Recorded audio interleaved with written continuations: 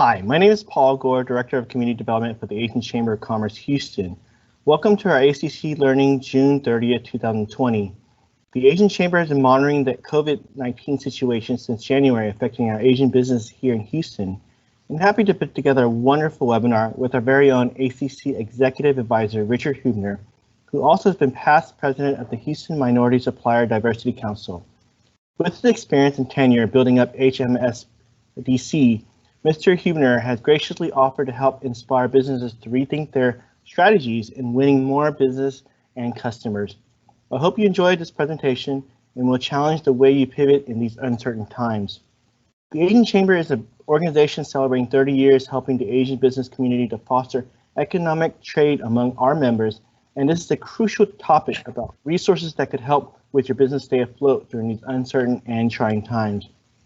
But before we continue the webinar, I'd like to provide housekeeping items. We'll have a question and answer session at the end of the presentation.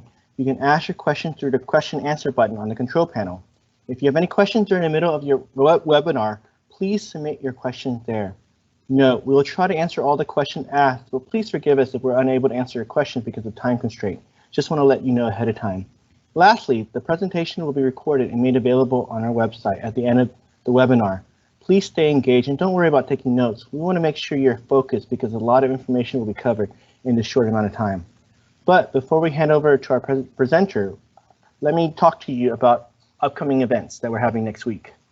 Next Thursday, July 9th, from 2 to 9 p.m., we'll have the Labor Department come in with the wages and hours and equal opportunity to talk about how you can accommodate your workforce and make sure that you're abiding by all the new laws and resources to make sure your workforce is completely accommodated in this COVID-19. This is a wonderful webinar, and we hope that you can be able to join us. So please sign up on the link below or on our website after the presentation.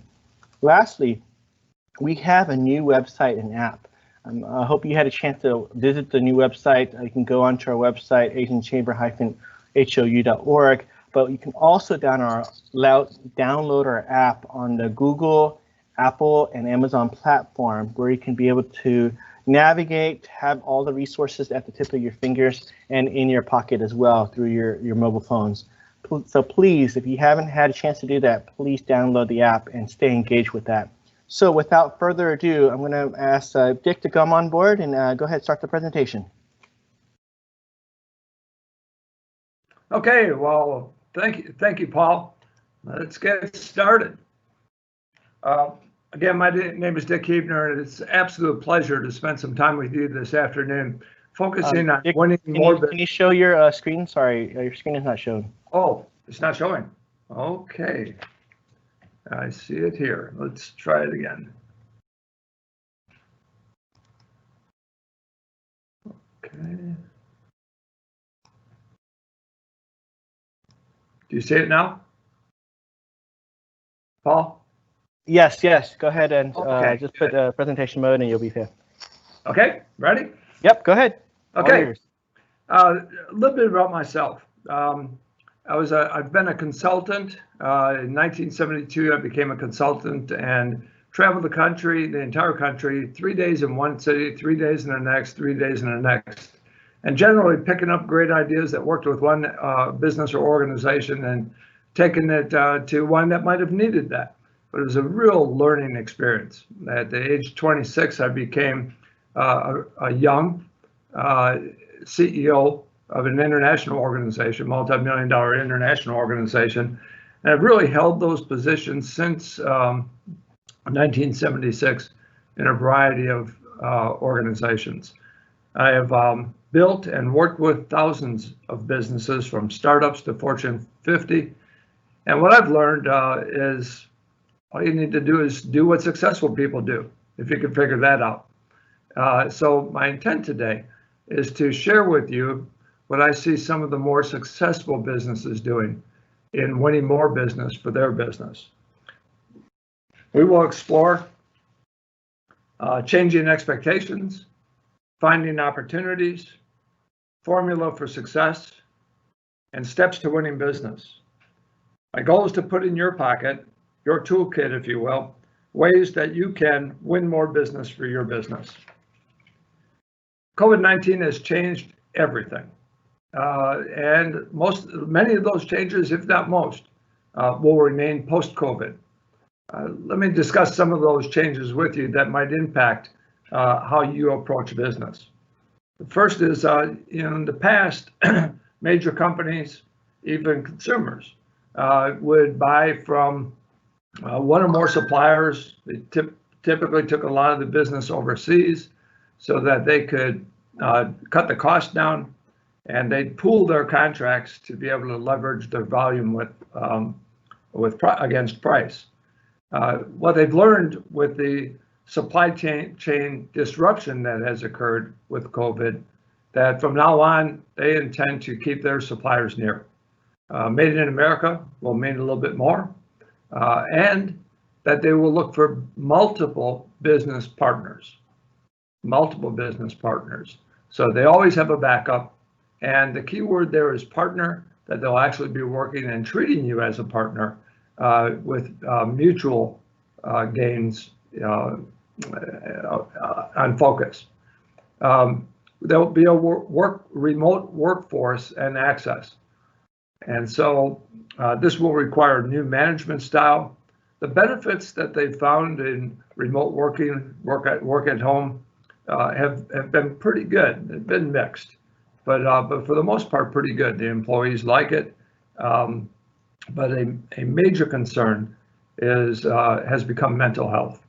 The health of the employees, whether they're working from home and don't have access to the pool of camaraderie that they've had, or working in an office with social distancing.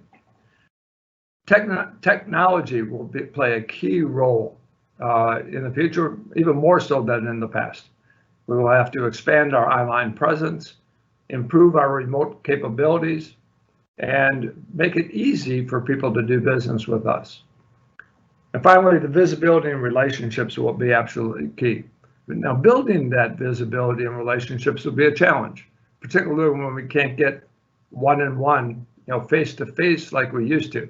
In the past, it was always get with the person that you wanted to build a relationship with, build that relationship, and then seek business. Now, we have to find new ways to build those relationships, but a key point is that customers want to know as much as they can about you to feel comfortable in partnering with you. Changing expectations, redefining your value. And over the years, we've seen some changes that have taken place from peddlers of products and services in the 80s, where all we needed to do is get on the bid list and then compete in low price one, to a little smarter way of doing business where it wasn't as risky and required pre-qualification to even get considered. But the focus there was not on providing product and services, but providing solutions to customer needs. And now we're moving a little bit further. We're moving into leadership. I don't ever want to have those needs. Can you assure me that if I build a partnership with you, that you will take care of me in such a way that I don't have to worry about ever having needs that you would sell solutions for? So what customers want, I thought this is a really good quote. We're not going to let challenging economic times weaken our commitment to diversity, either in our workforce or in our use of small or minority and women-owned suppliers. This is not a feel-good business decision on our part. It's not a corporate philanthropy. This is simply good, sound, practical business. Supplier diversity makes even more sense in tough times than in boom times, because in more difficult times, we need every cost saving, every ounce of ingenuity, and every competitive edge we can get. These are some of the advantages of supplier diversity. So cost saving, ingenuity, competitive edge, are those some arrows in your quiver that you might be able to solve this customer's needs? So where do you find opportunities? I think there's basically two ways. One, you attract them. You put yourself in a position where you are included in bid opportunities, that you are considered a lot of times within a major corporation, as an example. A need arises. And the first thing people do, as opposed to go to a database and everything else, is just turn around to their people around them and saying, who do you know that does this that we can use? Absent that, they go to directories and look for places that where they can reach out and involve those businesses in their business. Another option is to make opportunities.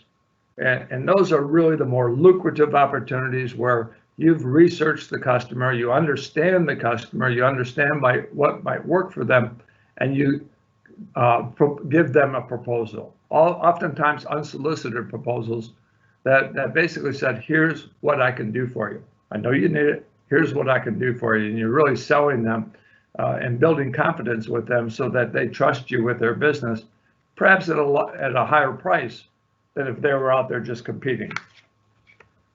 It's also the concept of positioning for success, top down or bottom up. Do you get to the CEO of a company and get them to force somebody below them to do business with you? In most cases, that doesn't work. Or if it works, it's very short term, because you actually have built some enemies among the group that needs to support you the most, the group that you're actually working with. Now, if you go from the bottom up, what I found is that it may take a little bit longer, but you're actually building a pyramid of support for your business, so that if anything happens to anybody at any level, you can just pick up where you left off with a broad base of support of people who have invested their insight, their information, their support into you to help you get from one level to another. The success formula I found is information plus insight plus relationships drive opportunity. Information, what do we need to know? What are the needs? What's the problem? What type of preparation do we need? Insight, who? What's the culture of our customer? What's the process they use to make decisions? And how best do we approach them? And then the who, relationships. Who do we really need to have a relationship with to facilitate business? Who do we need to have them trust us? And again, do we have that period of or pyramid of support? And then we find that, okay, what these drive opportunity, but success is achieved at the intersection of opportunity and preparation. So some of the stepping stones to success are: know your market, know your customers, maximize your value proposition, maximize your visibility, build relationships, and sell your solution. Know your market, keep abreast of changes. Change creates opportunity. Changes also create threats. But if we can see past those threats, we can find opportunity that perhaps others haven't seen. Know your customers. What do they need? How do they buy? Maximize your value proposition, and we'll spend some time on that. How do you best meet customer needs? Maximize your visibility. Again, it's not who you know, but who knows you that counts. Build relationships. People do business with people they know and trust, and who know you. How do they get? How easy is it to get to know you and what you represent? And finally, sell your solutions to customer needs and wants. So I want to start with the story, and to put in a better context, perhaps a closer look at these stepping stones to success. And the story is about two Texans riding horseback along a dry riverbed at night. And all of a sudden, out of the dark, they hear the word halt. And the riders halt. And the voice continues, "You have obeyed well. Now dismount from your horses, reach down into that dry riverbed and pick up a handful of those stones and place them in your pockets. The riders obeyed, and the voice continued, "You have obeyed well. Now remount your horses and continue your journey. But tomorrow you will be both happy and sad." While now mystified, the riders made their way into the dark and made their camp under the stars. And at the first crack of dawn, they awoke and they remembered what had happened the night before. And they reached into their pockets, and when their hands emerged, they did not carry those dry riverbed stones from the previous night, but now a handful of diamonds, rubies, pearls, and other precious gems. And then they remembered the words they had heard the night before. Tomorrow you will be both happy and sad.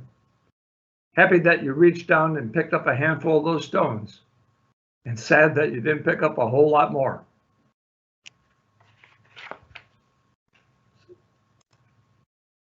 So I invite you to reach down and put a few stones in your pockets, and then to think about the voices that you've heard in the past. For me, those best voices come at 3 o'clock in the morning. That's when I'm calm enough, rational enough to be able to sit down, and an idea will hit me and I'll be able to process that idea before I get involved in the rat race of the day. And so I don't know when the voices speak to you. And then, do you trust those voices? Or do you just say, that's a crazy idea, and just write it off to a bad dream? So we also are reminded that life and business is about taking risks. And life and business is full of both success and falling short. It's a choice that we can make to some degree. And if we practice some of the things we're talking about, I believe that you can convert any falling short, if you go for it, and convert much more into successes as you proceed through your life. So what happens when we pull those stones out that we've just placed in our pocket?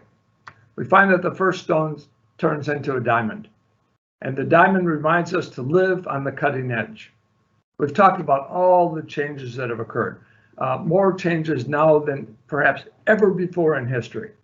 How do we process those changes? And how will we respond or adapt to all the changes that are taking place? Will we simply respond or adapt, or will we actually find a way to capitalize on and lead change? In all of that dust, do we see opportunity? And do we see where we will fit in?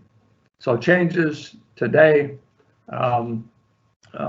talks about some of the ways what people are looking for today because of those changes, and we just want to be remembered as one that lives on the cutting edge of change, doesn't shy away from it, in fact seeks it, so that we can capitalize on the opportunities that change creates. The second stone turns into an emerald, and emerald reminds us to look for the green. What is your value proposition? If I were to ask you, what is your value proposition? 9 out of 10 of you would tell me what you do. That's not a value proposition. That's a description of what you do, hoping that I might need that. A value proposition is, what do I get from what you do? That's the most important thing. Customers want to know, what do I get from what you do? Whether you're a restaurant or a high-tech company, a finance company, customers want to know, what can I expect to get from what you do? Let me give you an example. I had a firm that was came in to introduce himself to me one day, and he specialized in data analytics. And I said, okay. And he introduced himself and said, I do data analytics. And I said, okay, what's that? And he said, well, I could predict failure. And I said, okay, when am I going to die? You know, I don't understand what you're talking about. What's it mean to me? And then he said, well, you don't get it. I work with one of the biggest oil field supply firms in Houston. And they have hundreds of computer. And they have a policy that every 3 years, they need to change out their computers, their servers, so that they don't fail. What I was able to do is to go in and evaluate, analyze every computer, and then I could predict this one has 7 years life on it, this one has 3, this one may have 2. But ultimately, through that process, was able to help them identify when they needed to change out their servers and save them millions of dollars. So what's the value proposition? That they did all this? The value proposition is that they saved the company $1 million and made them more secure with less risk than they had before, and somebody else did the work.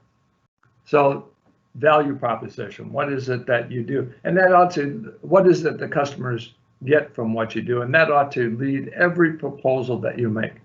To do that, you need to know your customer. You need to know what they need, what they aren't getting, and what's coming next. You need to really know your product and service. In fact, you need to be the expert. You need to be the turn-to person in your industry. If not, tell me who is. And that's where I'm going to take my business. I want to know who's on the front edge and the best in what you do. If I lined everybody up in a room and said, okay, you're all printers. Now, who's the best printer among you? And the first person says, well, I am. And the second person says, I am. And the third person says, well, I'm the best. And the fourth person says, well, okay, to be honest with you, they're a little better than me, but they won't be for long. And then I go through the rest, and everybody sees that, okay, why not? I'm going to quit talking to the one that's not the best. So everybody else in the room tells me they're the best. Who am I going to believe? The only one I'm going to believe, the only one I can believe, is the one that was honest and said he wasn't the best. And so I'm probably going to rule them all out and go find somebody else. The important point is knowing your product and service and being the best. You need to understand your competitor and what differentiates you. Why are you better than the competitor? If you aren't better than them, tell me who they are so I can go do business with them. I don't need friends that get in the way of me finding the right people. And know how you make things better. Is your value compelling? What's your pricing strategy? A lot of times to prove that your value proposition is part of that is your pricing strategy.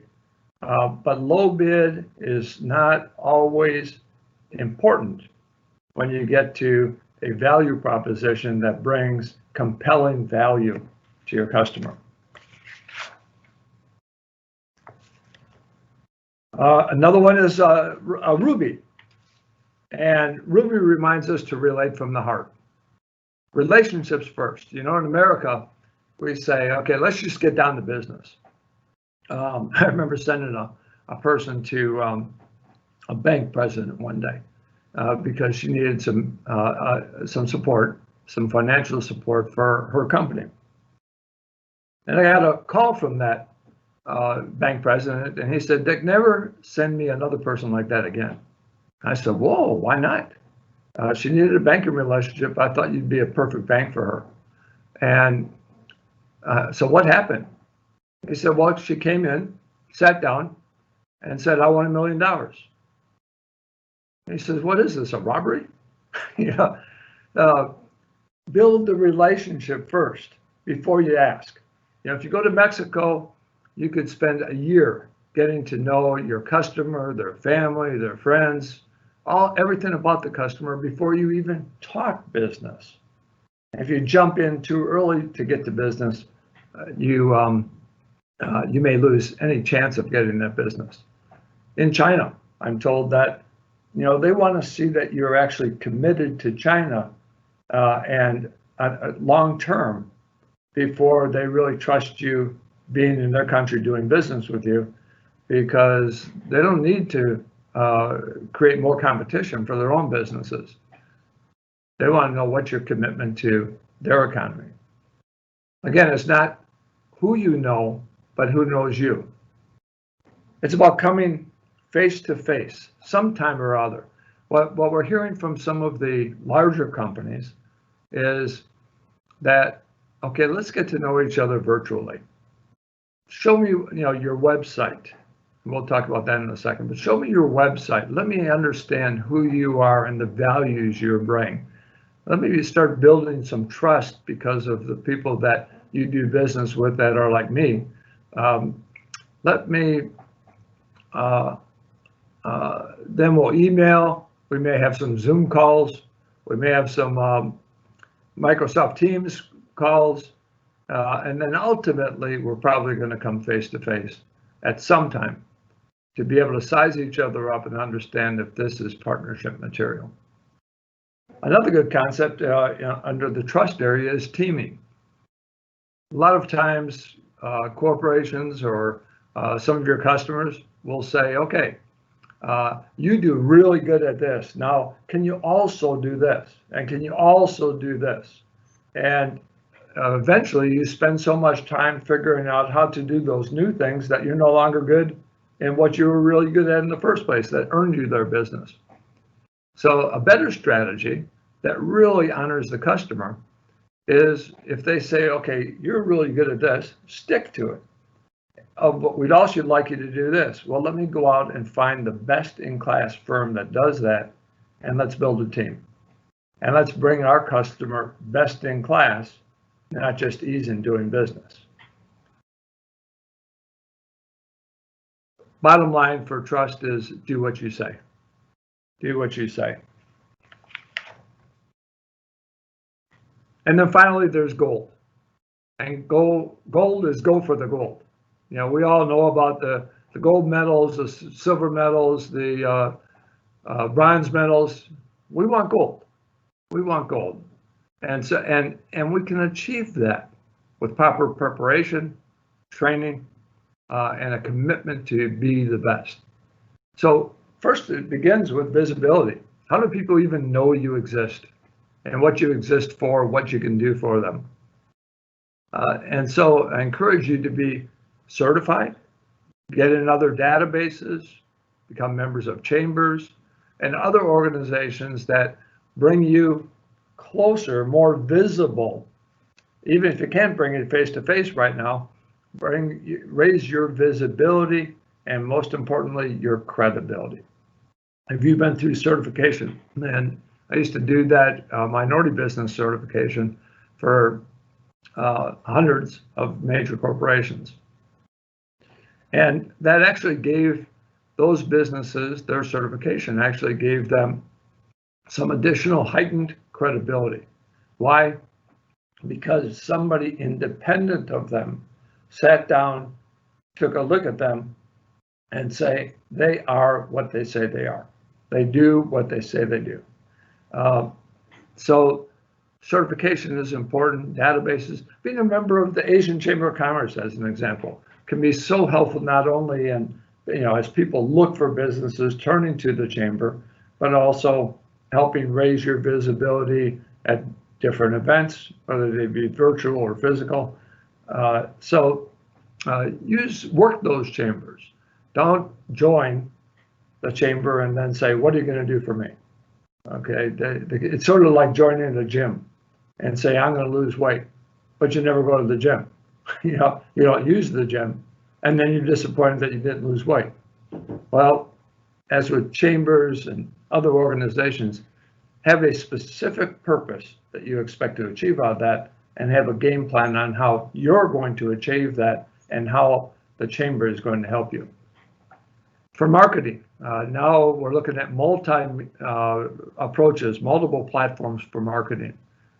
Whether marketing and advertising on Google Ads, very popular. LinkedIn, essential for a business. Amazon, eBay, and the list goes on. So a lot of ways to virtually raise your visibility. Probably the most important thing you have is your website. Okay, and We want that to be as effective as possible. We want it to be very clear in what your value proposition is and how you achieve that, those promises. And then we want a lot of testimonials. I find very few on most business websites, but the testimonials are the most important. You know, if I go to eBay and I say, okay, tell me a company that provides this part. Well, they're going to give me a whole list of those. Which one do I accept? You know, I feel, okay, probably most of them are good or they wouldn't be on eBay. That may be wrong. But saying, how do I know which one's the best? And so I read each of their statements. I may visit their websites and say, who says the right things? But most importantly, I'm going to look at their testimonials. Who, like me, has used them? And what do they say about that? And so if it's bad, I'm not using it. But if it's good, now I feel confident that I can use it. So that credibility is really important. You know, it may take me some time to build credibility with you, or for you to build credibility with me. But if you have credibility with a friend who has credibility with me, then you're credible to me. Be bold, lead, not follow. Again, I accentuate, lead. I'll use an example there, computer. I've used the same computer person for quite a number of years now. And why? In the past, I used to do all my research and say, this is the computer I need. This is the software I need. And I'd go out to bid and pick the cheapest I could. That was still effective. I haven't been out to bid for a long time for computer equipment.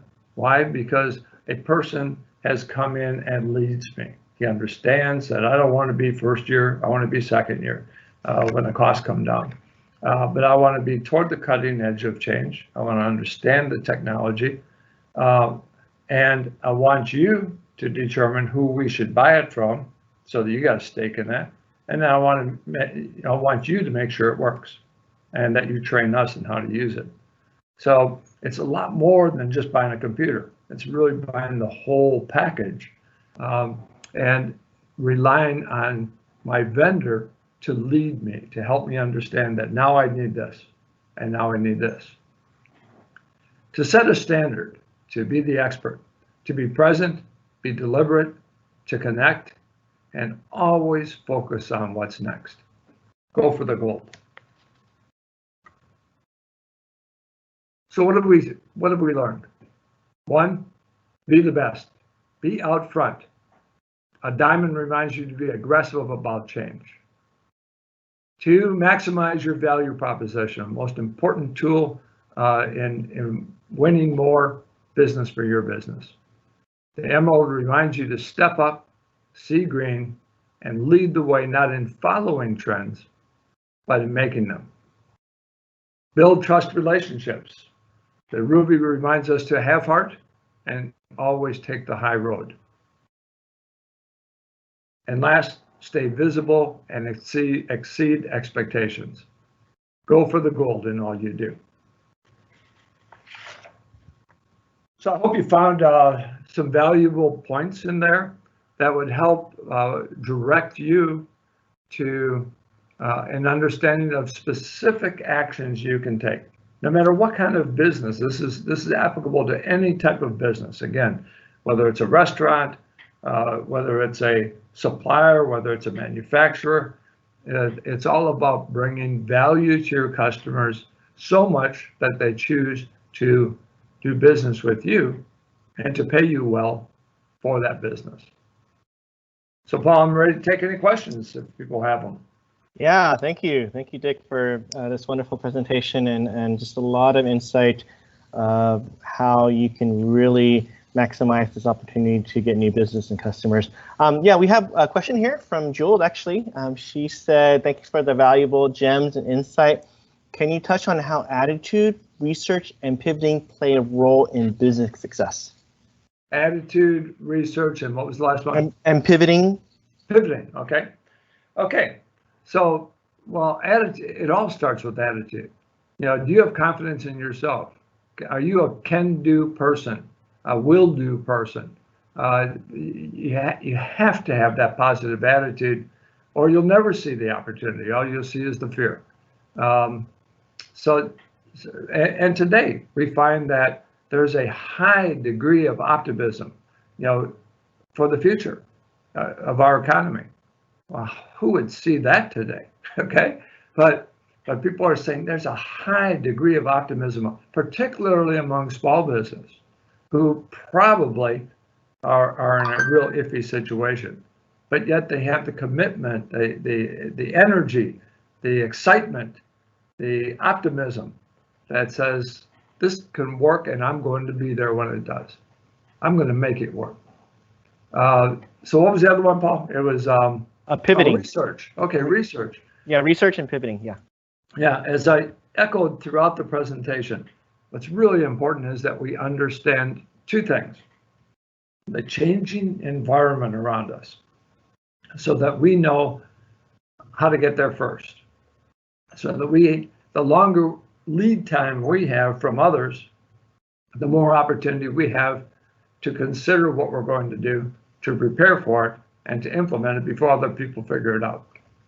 So research is keeping an open mind to what if and what's coming next.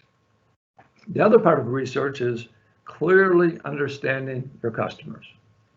You know, and selling that value proposition. You can't do the value proposition unless you really clearly understand the customer. So a lot of polls. You know, some restaurants that I go to will have a little survey to complete, and they may give a free appetizer for anyone that completes it, just to be able to get your opinion. Why are you here, and what would it take for you to come back? So research is really important. It also helps you better understand, again, what's coming next. And the last one was pivoting, okay? So doing the same thing is going to provide you the same results. A lot of the businesses that have been successful in the past will not be relevant in the future, short-term or long-term, certainly long-term. As things change, we need to be able to pivot.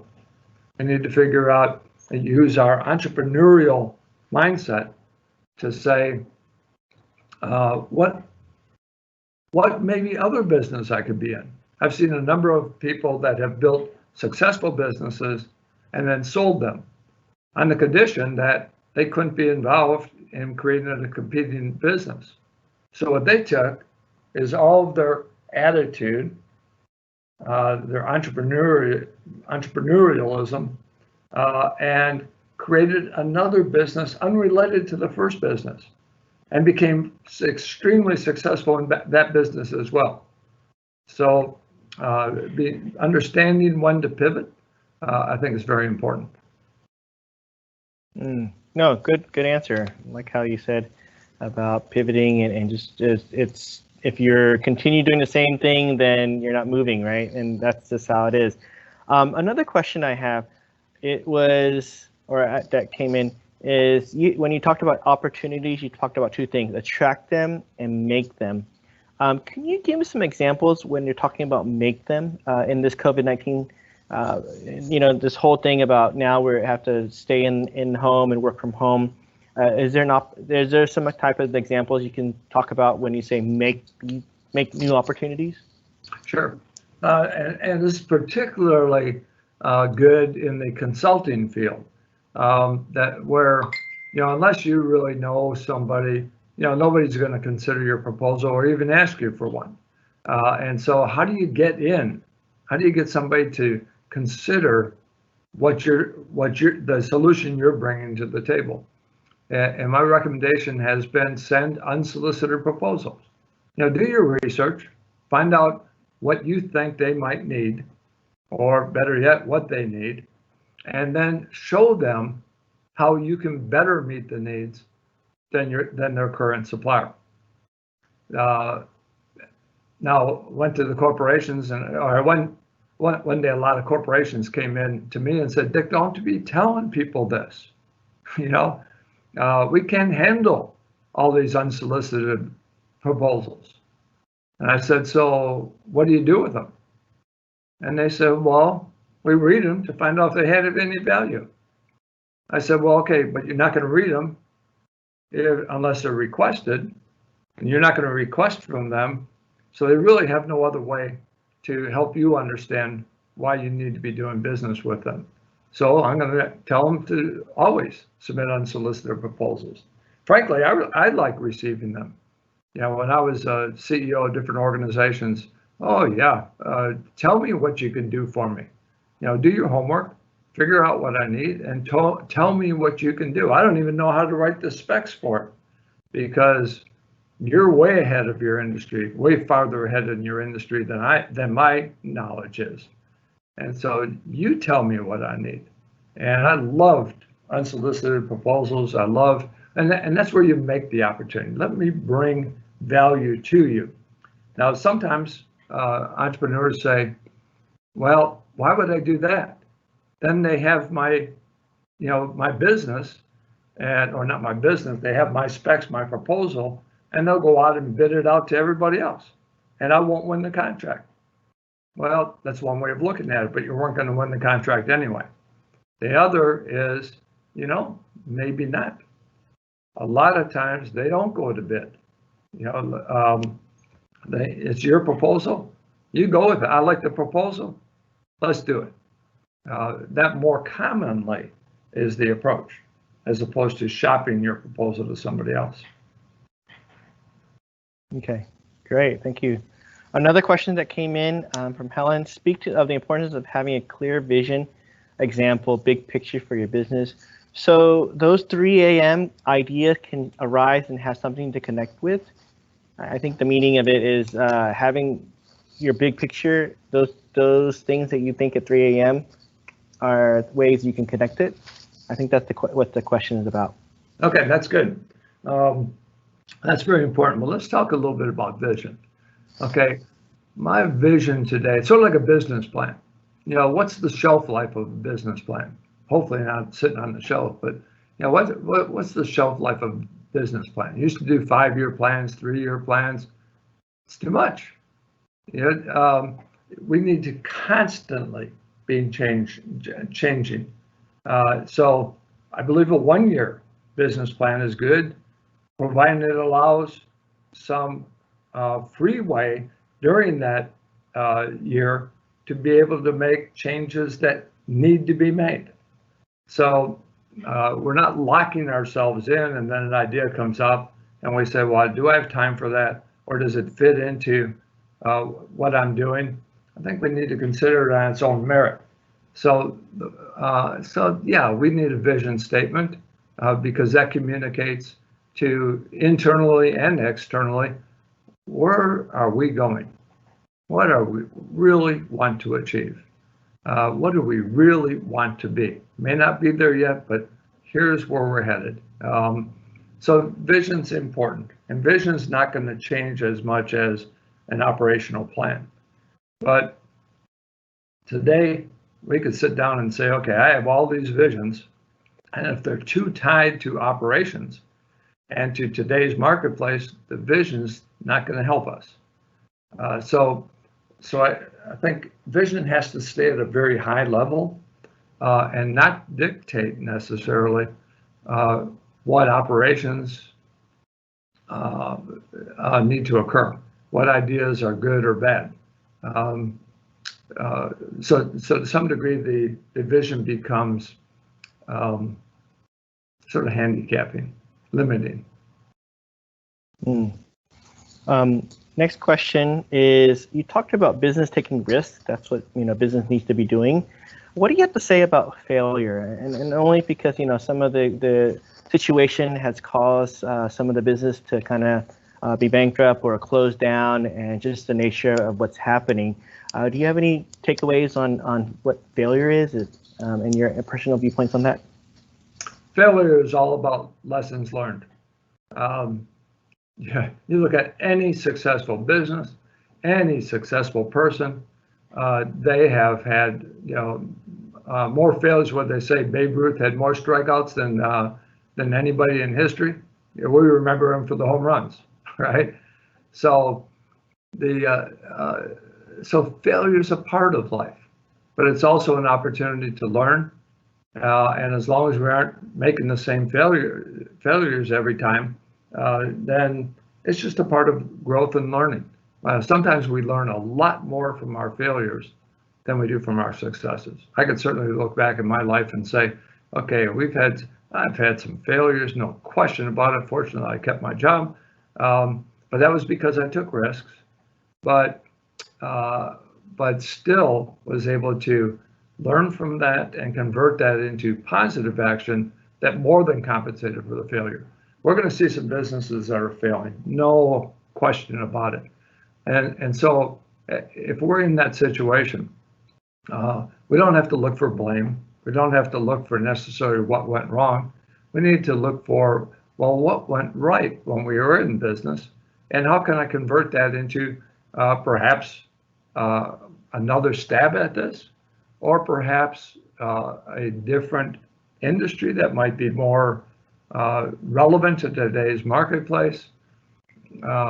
Again, the lessons of failure can be more instrumental than the lessons, quote unquote, of success.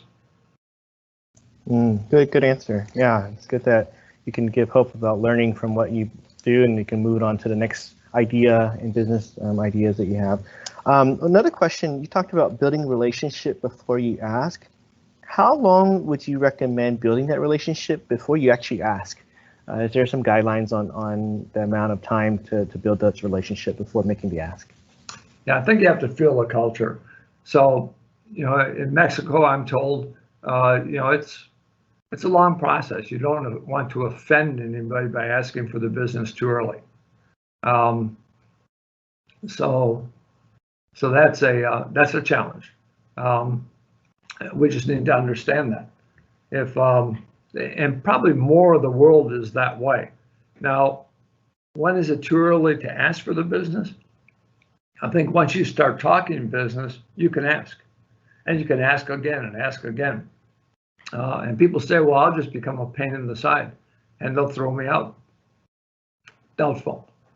What you're doing when you ask them for your business, if you ask the right way, is saying, I so much honor your company, you as a person, and where you're going, that I want to be part of that. I want to contribute to that success. It's a compliment to ask for their business, not a pain. And if posed the right way, they will see that. They will, and one of the things that they want to be absolutely assured of from you is that you absolutely are committed to my business. You absolutely are committed to me as a customer. And so you're asking my opinion, you're asking for my business.